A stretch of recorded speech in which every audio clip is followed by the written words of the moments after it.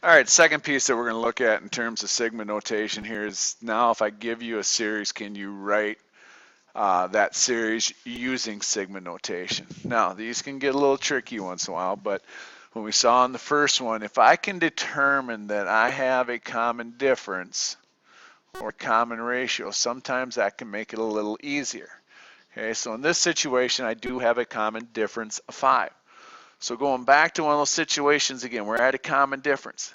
It was that common difference times my variable. And then we can do some other junk to it. Okay, so what I'm going to do is I'm going to start out, here's my sigma, but because I have a common difference 5, I know somewhere along the line I'm going to take 5 times n. Okay,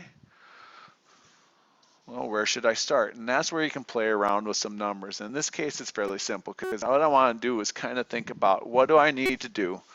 5n times what is going to give me 5? Well, like I said, pretty simple situation here, n equals 1. So I'm going to look at starting at 1.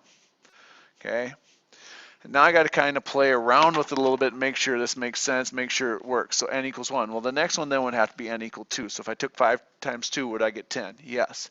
n equals 3. 5 times 3, yes, it's 15. And then I have to get down to this one. And if there had been like a dot, dot, dot in between, it's not that hard to figure out. 5n, what does n have to be to get me to 25?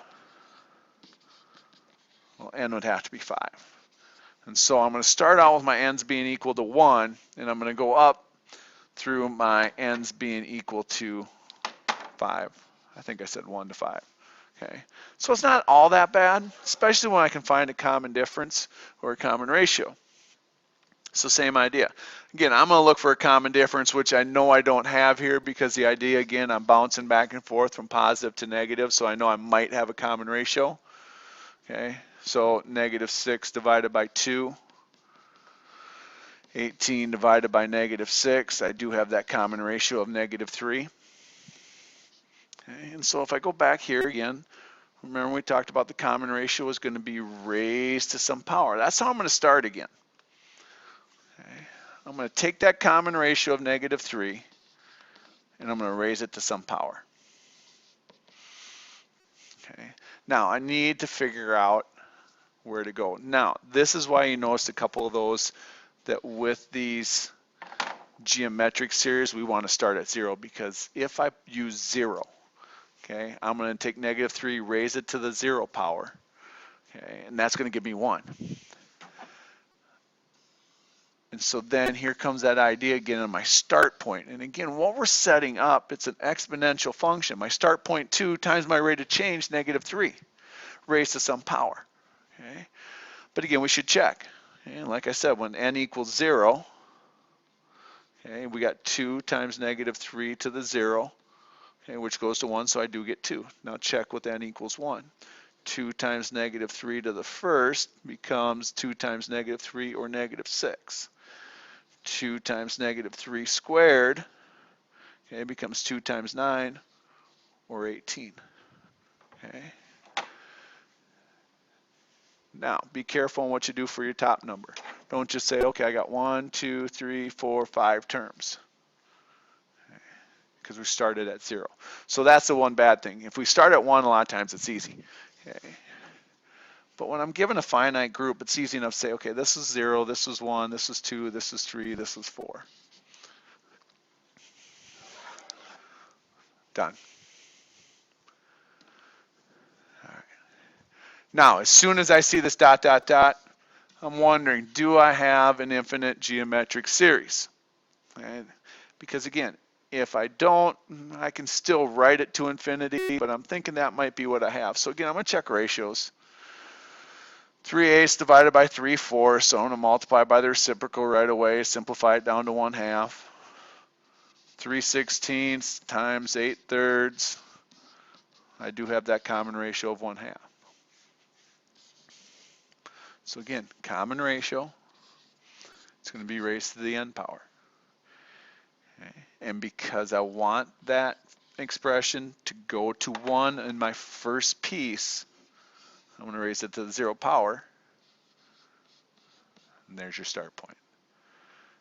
And because of the dot, dot, dot, we continue on to infinity. Okay. And that's why we started by expanding them and hoping that you would start noticing some of the things that were going on in different series. That when I'm multiplying, I do have a arithmetic situation. When I raise it to a power, I do have a geometric, and how that relationship of the start point and my first term are there. Okay. Now, let's look at a situation here. If I look at differences, okay, what I'm going to find out is that I don't have a common difference. If I look at ratios, what I'm going to find out is I don't have a common ratio either. And these are where they get tricky. And this is a lot of guess and check and some things that are going on. Now, if we think back to our very first example, we go way back up here. Okay, we dealt with an n squared. Okay, that's one of the possibilities to look at. Okay, and we think about squared terms a lot with these.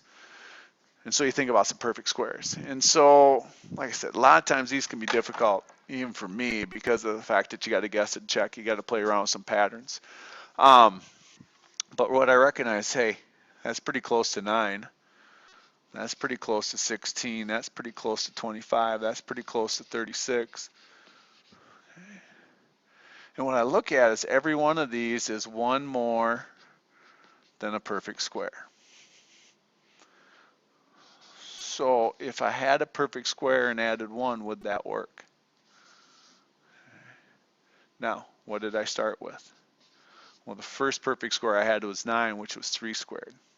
The last perfect square I had was 49, which was 7 squared. Okay, go through and double check. 3 squared plus 1.